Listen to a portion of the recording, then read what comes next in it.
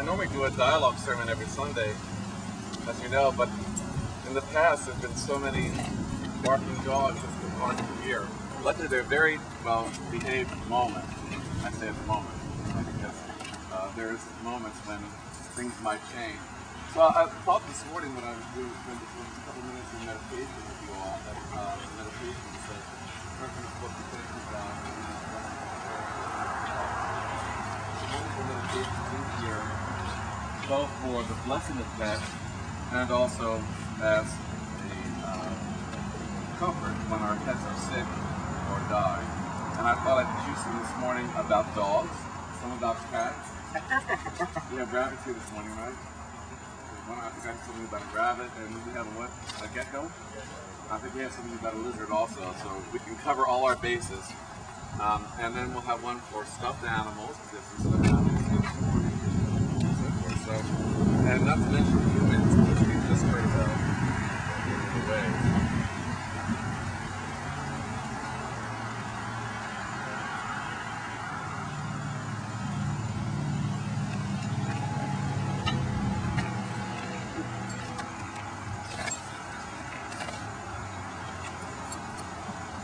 Start this morning with dogs.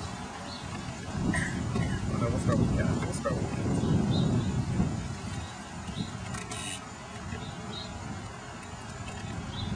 The cat thinks, hey, these people I live with feed me, love me, provide me with a nice warm, dry house, pet me, and take good care of me.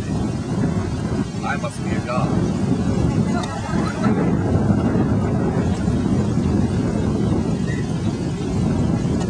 Mark Twain said three things about cats. No heaven will not ever heaven be unless my cats are there to welcome me. The cat has too much spirit to have no heart. And if a man were to be crossed with a cat, it would improve the man, but deteriorate the cat.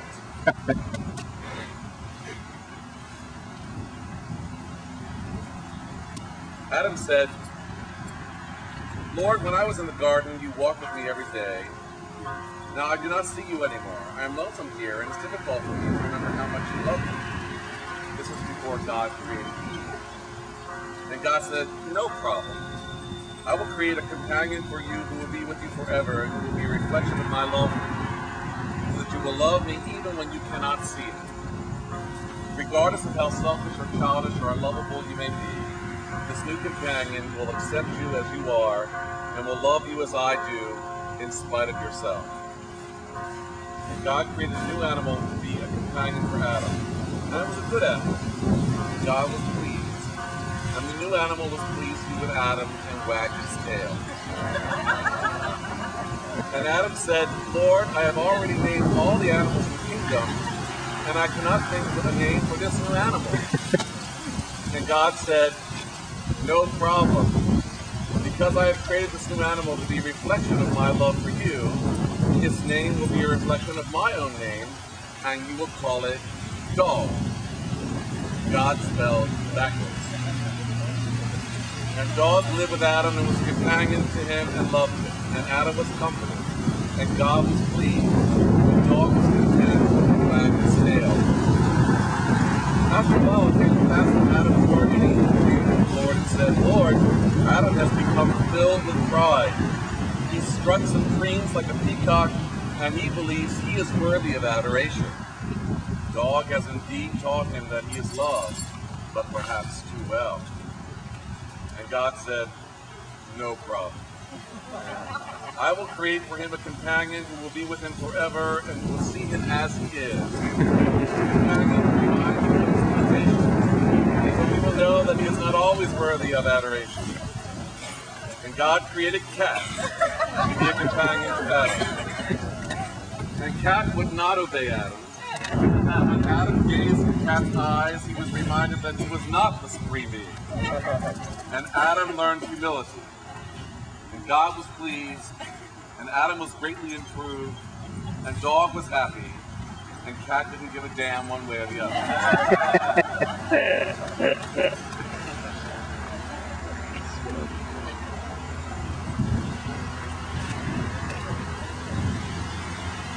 Jules Verne said, I believe cats can be spirits custom earth. A cat, I'm sure, can walk on a cloud without comfort. Garrison Keillor said, cats are intended to teach us that not everything is life.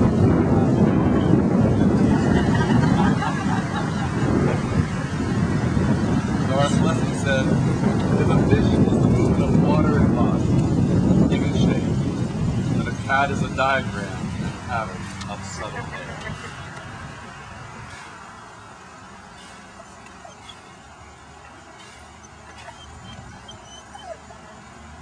Leonardo da Vinci wrote, the smallest feline is the world's greatest masterpiece. This is written by Joanna Bailey in 1773.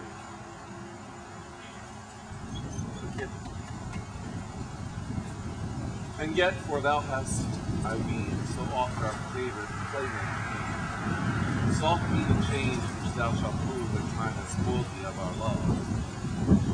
Still be thou deemed by housewife fat, a comely, careful mouse cat, whose dishes will for the good punish off the Savior food. Nor when thy span of life be past, be thou to pond or dungeon cast, but gently borne on good man's spade beneath the decent sod betrayed. Children show with listening eyes, place their poor old cat.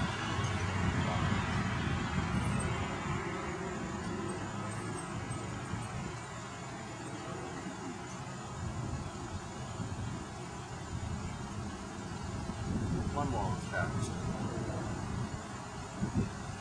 We have learned many things from living with our cats. Some lessons are directives we would be wise to follow. Live a rhythmic life. Sip and savor the present moment. Gaze intently. Stretch often. Keep out of harm's way. Take good care of your family. Be independent, but don't be afraid of being dependent on others. Cherish your wildness, even if no one else does. When you want something, be persistent. When someone pays attention to you, respond with affection.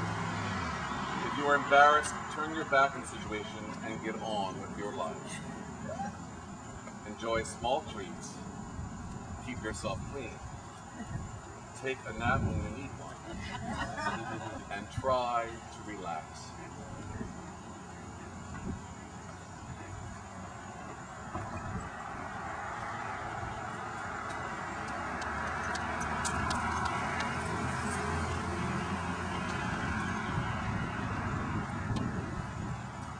That Anthony would not forgive me if I didn't read the last part on cats. This is excerpts from a cat's diary. This is one of his favorite parts of the book. Day 752. My captors continue to taunt me with bizarre little dangling objects. They dine lavishly on fresh meat while I am forced to eat dry cereal. The only thing that keeps me going is the hope of escape, and the mild satisfaction I get from occasionally ruining a piece of furniture. Tomorrow, I may eat another houseplant. Day 761. Today, my attempt to kill my captors by weaving around their feet while they were walking almost succeeded. Must try this at the top of the stairs. In an attempt to disgust and repulse these vile oppressors, I once again induced myself to vomit on their favorite chair. Must try this on their bed. Day 765. Decapitated a mouse and brought them the headless body. An attempt to make them aware of what I'm capable of. To try to strike fear into their hearts. They only cooed and condescended about what a good little cat I was. Not working according to plan. Day 768. I am finally aware of how sadistic they are. For no good reason, I was chosen for the water torture. This time, however, it included a burning, foamy chemical called shampoo. What sick minds could invent such a liquid? My only consolation is the piece of thumb still stuck between my teeth. Day 771. There was some sort of gathering of their accomplices. I was placed in solitary throughout the event. However, I could hear the noise and smell the foul odor of the glass tubes they called beer. More important, I overheard that my confinement was due to my power of allergies. Must learn what this is and how to use it to my advantage.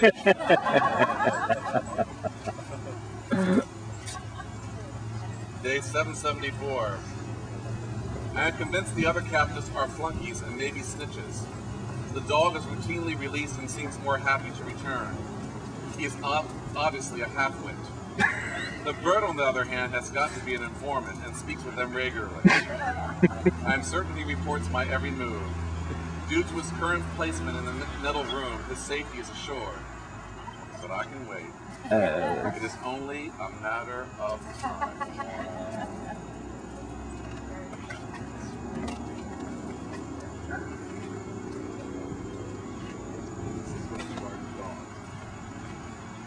Linda Barnes wrote a piece called "The Dogs Who Have Shared Our Lives."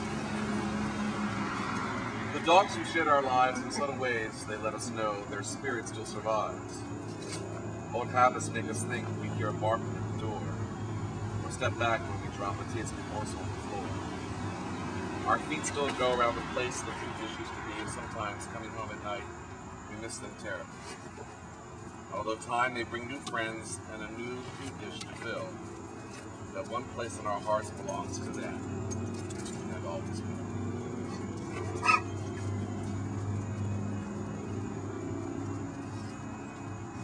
Mark Twain said, if you pick up a starving dog and make him prosperous, he will not bite you. This is the principal difference between a dog and a man. Gene Hill wrote, nobody can fully understand the meaning of love unless he's owned a dog. A dog can show you more honest affection with a flick of his tail than a man can gather through a lifetime of handshakes. Milan Kundera wrote, dogs are our link to paradise. They don't know evil or jealousy or discontent. To sit with a dog on a hillside on a glorious afternoon is to be back in Eden, where doing nothing was not boring. It was peace. Then Williams said, there is no psychiatrist in the world like a puppy licking your face. And Louis Savin wrote, no matter how little money and how few possessions you own, having a dog makes you rich.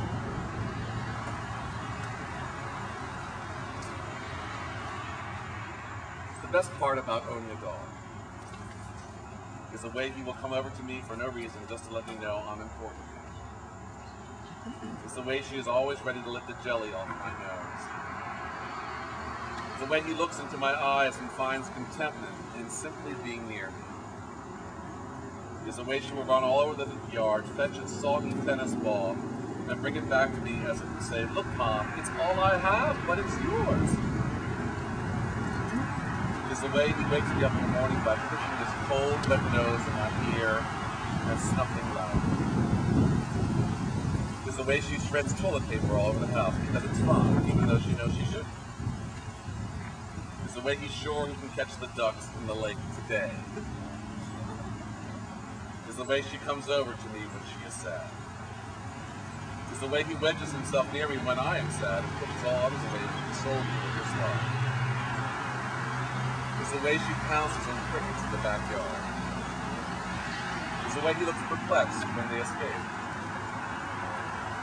It's the way she is terrified of the evil pink hula hoop. It's the way he doesn't mind how much of that hard perfume I'm wearing just because it is a gift from my relative who's visiting. It's the way she doesn't care about bad hair days or overdated pills. It's the way he loves me even when I'm impatient with him and have no time this morning for a game of tug of war.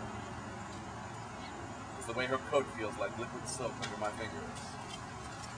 It's the way he finds wisdom beyond words.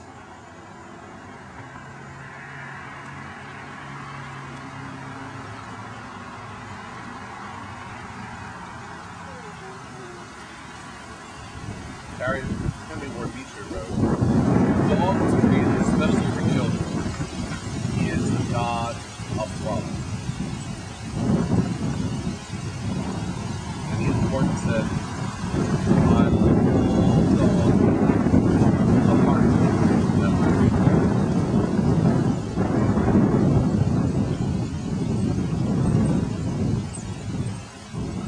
Dogs are much superior to beings as companions. They do not quarrel or argue with you. They never talk about themselves, but listen to you while you talk about yourself. They keep up an appearance of being interested in the conversation. They never make stupid remarks. They never say anything. They never tell us our faults merely for our own good. They do not, at inconvenient moments, mildly remind us of our past follies and mistakes.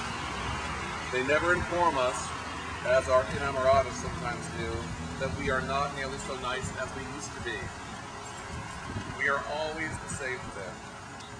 He is very imprudent, the dog is. He never makes it his business to inquire whether you are on the right or in the wrong.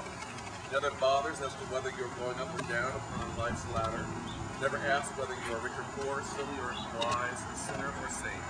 You are his pal. That is enough for him, and come luck or misfortune, good or bad, honor or shame, he is going to stick to you, to comfort you, guard you, give his life for you, if need.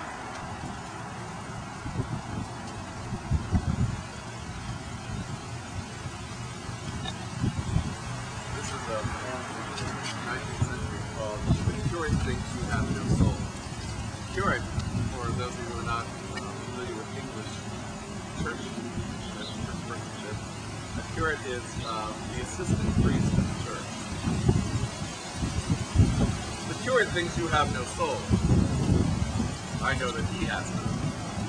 But you, dear friend, whose solemn self-control in our four-square familiar view was patterned to my youth, whose bark called me in the summer dawn to the road, have you gone down into the dark where none is welcome, none may love? I will not think those good brown eyes have spent their life of truth so soon. But in some canine paradise, your wraith, I know, he keeps moving. And quarters every plain and hill seeking his master.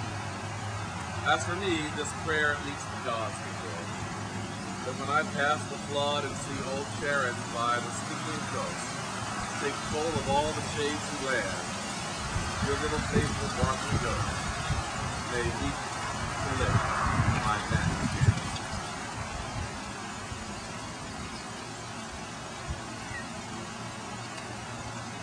I don't know if you've ever read anything by Ambrose Bierce. He has the dictionary of strange and unusual things. This is from Ambrose Bierce, the entry, dog. A kind of additional or subsidiary deity designed to catch the overflow and surplus of the world's worship. This divine being, in some of his smaller and silkier incarnations, takes, in the affection of woman, the place to which there is no human male aspirant. The dog is a survival, an anachronism. He toils not, neither does he spin. Yet Solomon in all his glory never lay upon a doormat all day long, sun-soaked and fly-fed in fat, while his master worked for the means wherewith to purchase an idle wag of a Solomonic tale, seasoned with a look of tolerant recognition.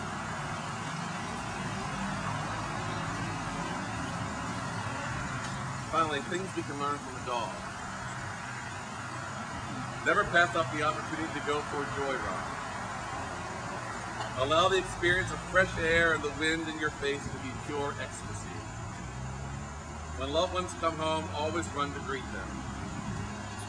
When it's in your best interest, always practice obedience.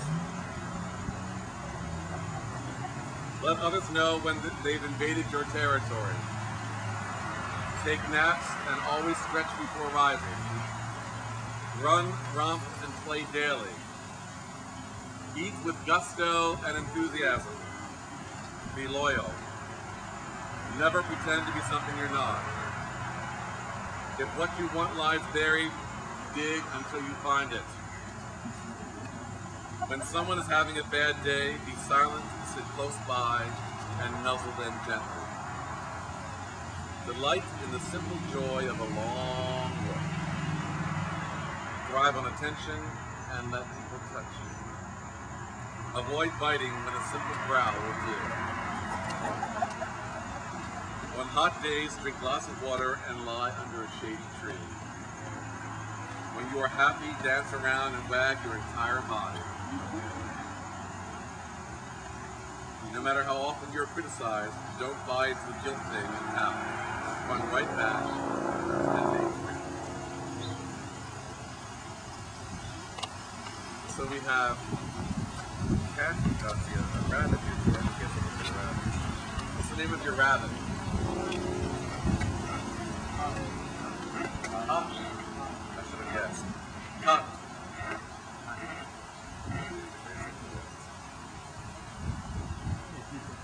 Birds. Things for birds.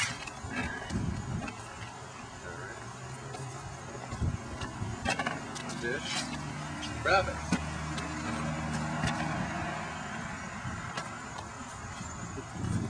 This is by William Cooper called My Pet Hare.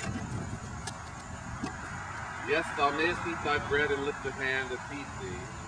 Thou mayest frolic on the floor at evening, and at night retire secure to thy straw couch, and slumber unalarmed. For I have gained thy confidence, have pledged all that is human in me to protect thy unsuspecting gratitude and love. If I survive thee, I will dig thy grave, and when I place thee in it, sighing say, I knew at least one hare that had a brain.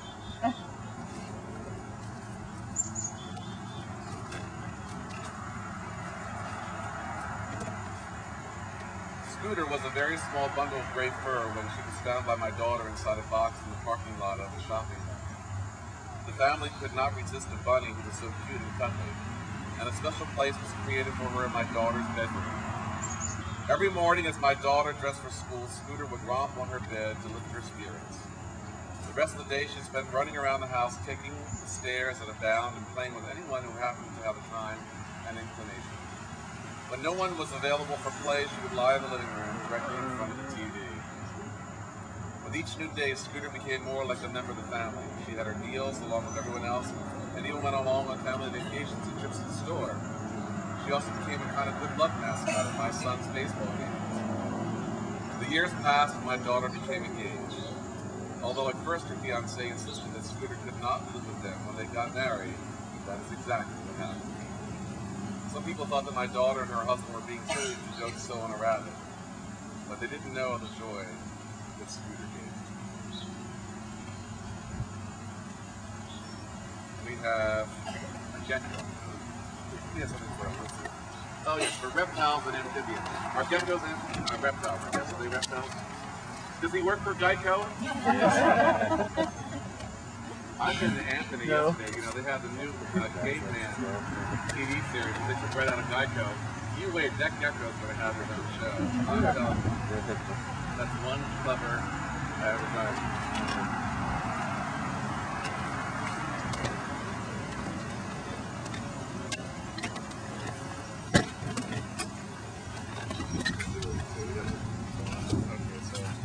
Closest we can get is an iguana.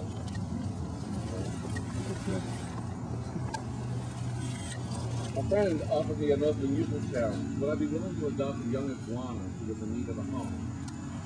I jumped at the chance. The high point of our days became mealtime when Armando would walk up my arm to retrieve large, juicy beetles from my shoulder. He became quite adept at finding cleverly concealed insect morsels around the house, and before long I gave up trying to outwit him. When another friend appeared one day with an elaborate handmade leash, I thanked her, but expressed serious doubts that Armando would allow such a device to be strapped upon him. To my utter amazement, Armando made no fuss at all and almost seemed to be assisting me with a curious impression. I was prepared to begin dragging him toward the door when he strode bravely to the threshold, impatiently pulling on the lead for me to follow. The sight of a 3.5-foot lizard promenading along the sidewalk, his head held high with his human owner in tow, made more than a few neighbors stop dead in their tracks. Although he often had to be bribed with a few especially tasty insect treats, Armando could be persuaded to perform for our guests. His performance often consisted of removing shoes and sometimes even socks from unsuspecting visitors. But once he leapt from one chair to another, landing perfectly between a woman's outstretched arms. These are just some reflections this morning from Lessons of Prayer for Family Pets. And the one thing that I'm sure that you all agree with me on is that of all the things that we learn from our pets, is I believe the one thing that we do learn is unconditional love. I think that if more people own pets in the world and learn from their pets, that would be one of the greatest things that would help in peace in the world.